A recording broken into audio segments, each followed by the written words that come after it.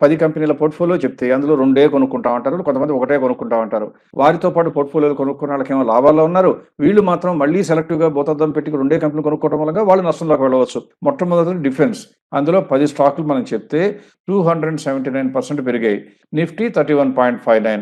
మళ్ళీ wealth talk 18,823. ఆ రోజు నుంచి ఇండెక్స్ ఏమో 27% పెరిగితే మన పోర్ట్‌ఫోలియో 28.71. సంబర్ 2079 పిక్స్ చెప్తే అప్పటి నుంచి ఇండెక్స్ చూస్తే 40% పెరిగితే మనం ఇచ్చిన పోర్ట్‌ఫోలియో 50% పెరిగింది.